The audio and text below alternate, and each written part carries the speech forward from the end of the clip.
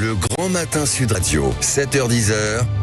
Patrick Roger. C'est à la une, la crise de la viticulture. La ministre de l'Agriculture, Annie Genevard, est du côté de l'Hérault aujourd'hui, à Montpellier notamment, où il y a un salon international des équipements autour des productions vignes, vins, oléiculture, fruitière, etc. Elle était hier déjà sur place. Nous sommes avec Jérôme Despé, qui est président de la Chambre d'agriculture de l'Hérault, vice-président de la FNSEA en charge de l'agriculture. Bonjour Jérôme Despé.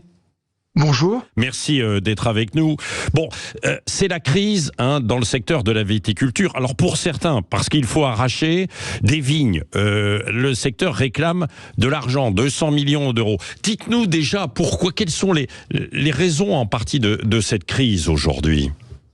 La situation de notre viticulture est dramatique depuis de nombreuses années par une conjonction multifactorielle. Je pense en particulier le contexte géopolitique avec les taxes Trump aux États-Unis, le conflit avec la Chine pour nos spiritueux et le cognac sur un conflit qui est celui des batteries donc électriques, le changement climatique, l'augmentation de nos charges, la situation de la déconsommation croissante donc dans notre pays amène ce secteur dans de très grandes difficultés. Oui, c'est ça. Et notamment, alors ce sont les plus petits, entre guillemets, je mets des guillemets bien sûr, viticulteurs qui souffrent et qui vont devoir pour certains arracher parce que c'est pas rentable. Ouais, c'est une situation qui est dramatique, c'est un vrai crève-cœur parce que lorsqu'on est donc vigneron, qu'on est dans cette situation particulièrement difficile et que vous êtes en dessous de coûts de production par rapport au prix qui vous est payé, c'est des situations très difficiles. C'est pour ça que nous avions demandé un dispositif d'arrachage et de distillation dans un but de pouvoir accompagner ceux qui sont le plus en difficulté, mais surtout pour permettre d'essayer de retrouver une situation sur les prix qui soit beaucoup plus favorable en intégrant nos coûts de production et permettre surtout de conquérir les parts de marché. Oui, c'est ça. Alors, vous avez rencontré la ministre, Annie Genevard, Jérôme Despé, me semble-t-il, hier soir, ou alors vous allez le faire de nouveau ce matin, parce qu'il y a eu des manifestations aussi dans la région. Qu'est-ce que vous lui demandez et est-ce que vous avez déjà obtenu quelque chose ? Oui, j'ai rencontré la ministre avec mes collègues de la filière viticole hier soir. Elle sera au Cité-Vie à Montpellier dans la matinée.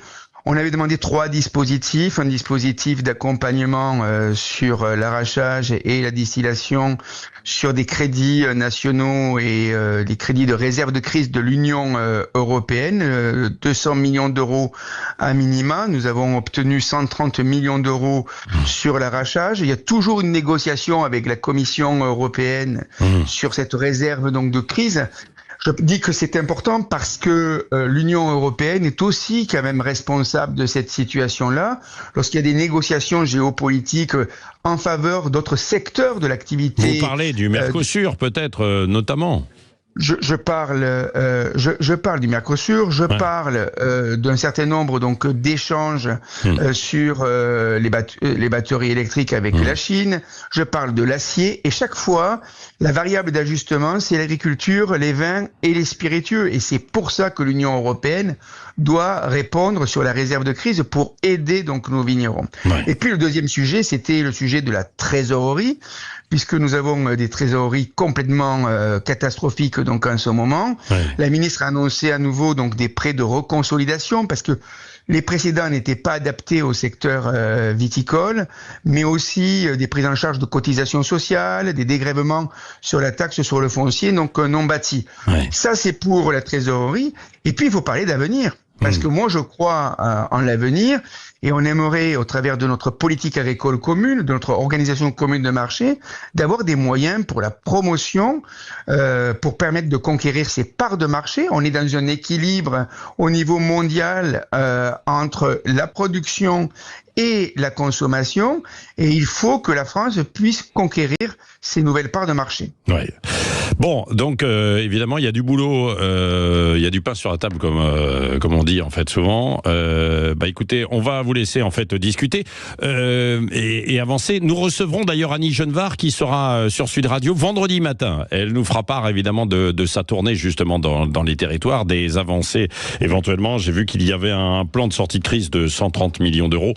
Et je souligne aussi au passage, Jérôme Despé, c'est vrai que quand il y a de l'arrachage, parfois il y a des terres qui sont abandonnées, comme ça a été le cas par exemple dans l'Aude, qui ne sont plus, on ne s'en occupe plus. Et résultat, il y a eu les incendies cet été, évidemment sur des terres où il n'y avait plus de vignes, etc. Parce que la vigne peut faire barrage et barrière. Et il y a un concert de soutien aux viticulteurs et à toute la région. La semaine prochaine, ce sera à Narbonne et nous y serons. Nous allons soutenir évidemment ce grand rendez-vous avec Midi Libre et la Dépêche du Midi et l'Indépendant. Vous vouliez ajouter un tout petit mot, Jérôme Despé? Non, c'est très très important parce que on voit lorsqu'il n'y a plus d'agriculture, lorsqu'il n'y a plus de viticulture, il n'y a plus de biodiversité. Voilà. Et ce qu'on demande à la ministre, c'est maintenant de concrétiser les annonces. C'est bien de pouvoir, et je salue ces annonces, mais il faut les concrétiser. Oui, complètement. Merci d'avoir été avec nous ce matin en direct sur Sud Radio.